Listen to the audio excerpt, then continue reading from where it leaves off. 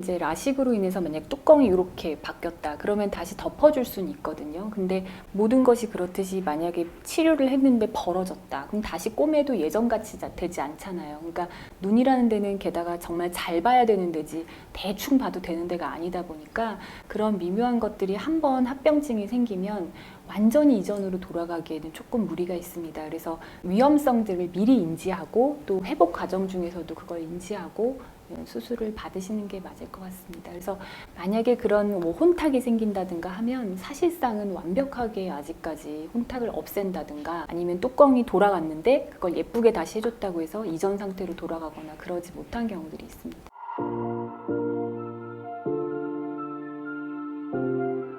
건강한 유일의 앨리스, 나경선의 아이컨택트, 가톨릭의과대학교 여의도성모병원 안과 나경선입니다.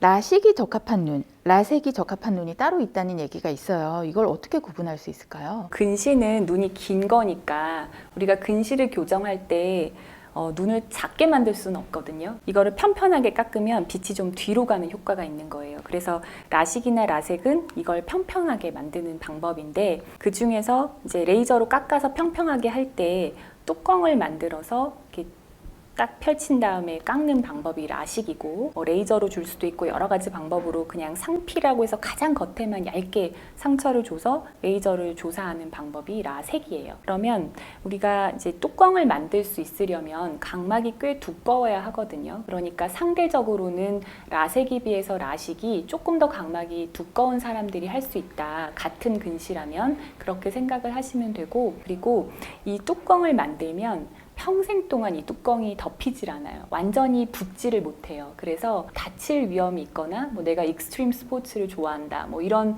직업적인 생활적인 어떤 그런 요인이 있을 때는 라식보다는 라섹이 나은데 라섹은 대신에 아까 상처를 입히잖아요. 그러니까 그 상처가 나을 때까지 시간이 필요하기 때문에 라식은 거의 다음 날부터 잘 볼 수 있다 하면 라섹은 그 기간이 좀 긴 편입니다. 그래서 좀 시력의 회복이 더디니까 환자분들이 얼마나 내가 좀 덜 보여도 되는 기간이 있는지 바로 복귀해야 되는 사람인지에 따라서도 달라질 수 있겠습니다. 혹시 이게 원시 교정에 좋은 수술, 난시 교정에 좋은 수술로 나눌 수 있을까요? 난시는 결국 아까 럭비공 같은 눈을 이제 축구공처럼 이렇게 잘 깎아주는 거니까 그 깎는 거는 처음에 뚜껑을 만드냐 아니냐로도 별로 상관이 없고 원시는 모양 자체를 좀 바꿔주는 수술이에요. 그러니까 편편하게 안 하고 중심 부위로 쉽게 말해서 조금 더 뾰족하게 해준다고 생각하면 되는 수술이라서 뭐 라섹은 뭐 이렇게 원시 난시하고 바뀌는 건 아니고 눈 자체의 어떤 여러 가지 이유로 수술 방법을 택하시는 게 맞습니다. 그러면 요즘에 스마일 라식이라고 광고를 많이 하더라고요. 이거는 기존 라식이랑 어떻게 다른가요? 라섹의 제일 나쁜 점은 좀 아프다는 것과 상처를 내버리니까 그리고 오랫동안 시력 회복이 빨리 되지 않는다는 것. 근데 라식은 또 뚜껑을 만드니까 평생 굉장히 불안한 방법이잖아요. 그래서 그 두 개를 이제 장점들을 결국은 취한 건데 아주 조금 절개를 한 다음에 펜토 레이저라는 것으로 눈 안에를 그만큼 편편하게 만들어주는 거예요. 대신에 뚜껑이 없으니까 아주 소절개만 했기 때문에 그 눈은 평생 동안 다쳐도 아까 말씀드린 그 뚜껑이 뭐 이탈될 일도 없고 겉을 벗겨내지 않았으니까 시력 회복이 빠르죠. 그래서 두 개의 장점들을 모아놨다 이렇게 생각을 하시면 됩니다. 근데 뭐 물론 스마일 라식이 제일 좋은 방법은 아닌데 어쨌든 그래서 나온 방법입니다. 네. 같은 병원, 또 같은 선생님한테 수술을 받았는데 수술하고 나면 이게 뭐 나는 좋아졌는데 나는 별론데 이런 이렇게 수술 회복도가 전혀 다른 경우가 있어요. 이건 왜 그럴까요? 만약에 우리가 근시가 심하다, 난시가 심하다, 그 양이 심할수록 레이저를 많이 쓸 수밖에 없고, 그러니까 원래 내 눈이 어땠냐에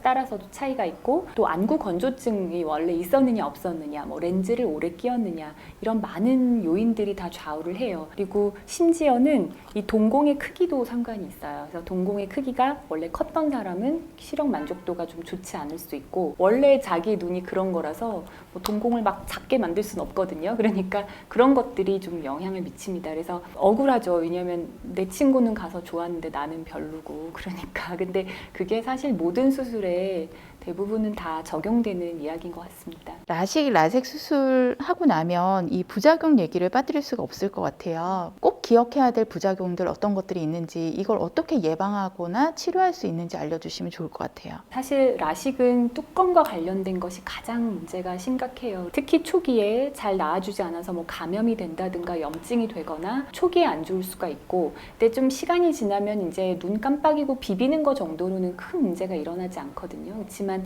만약에 크게 다치거나 아까 말씀드린 대로 보면 손가락만 스쳤는데도 그렇게 안 좋아지는 경우들이 사실은 종종 존재하기 때문에 라식을 하신 분들은 눈의 보호를 좀 신경을 쓰셔야 하고요. 라섹 같은 경우는 상처를 내버리기 때문에 회복의 과정 중에서 잘못하면 혼탁이 생길 수가 있어요. 이제 눈은 원래 각막이라는 부분이 이렇게 투명해서 비쳐 보여야 되는 창 같은 역할인데 눈에서 흉터가 생기는 거는 혼탁이 돼요. 그러니까 완전히 흐려져 버리니까 이거는 이제 돌이킬 수 없는 일이 되죠. 그래서 초기에 염증이 잘 조절되고 창상의 치유가 잘 되는지 그거를 이제 잘 관리를 받으셔야 될 것 같습니다. 근데 그렇게 한번 부작용이 생기고 나면 다시 수술을 하거나 해서 회복이 될 수가 있나요? 쉽지가 않아요. 사실은 이제 라식으로 인해서 만약 뚜껑이 이렇게 바뀌었다 그러면 다시 덮어줄 수는 있거든요. 근데 모든 것이 그렇듯이 만약에 치료를 했는데 벌어졌다 그럼 다시 꼬매도 예전같이 되지 않잖아요. 그러니까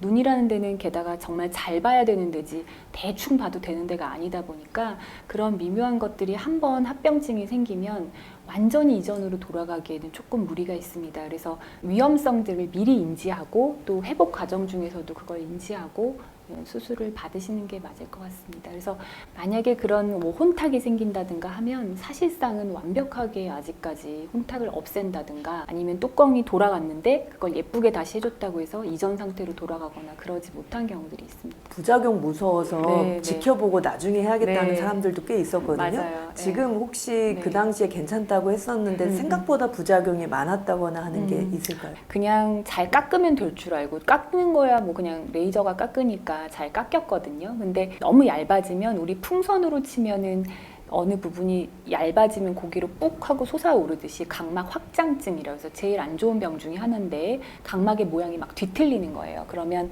불규칙 난시가 생기죠. 만약에 여기에 이렇게 뾰족하게 뭐가 나왔다 그러면 이제 눈은 완전 울퉁불퉁해지니까 그랬던 사람들이 좀 있고 과도하게 깎는 경우에는 빛 번짐이 너무 심해지는 경우들이 있어서 최근에 와서는 저희가 대규모로 합병증을 찾아봤을 때도 사실 그런 합병증의 비율은 굉장히 적은 편입니다. 그러니까 물론 안구건조증 같은 것들은 빈번하게 일어나는 게 맞고 불편하시긴 하지만 그건 정말 시력을 막 실명시키거나 아주 위험한 정도는 아니거든요. 근데 옛날에 있었던 제일 그런 뭐 각막 확장증 같은 그런 뭐 각막의 혼탁 이런 것들은 요즘은 많이 줄었다고 보시면 됩니다. 건강한 유일의 앨리스 구독, 좋아요 부탁드려요.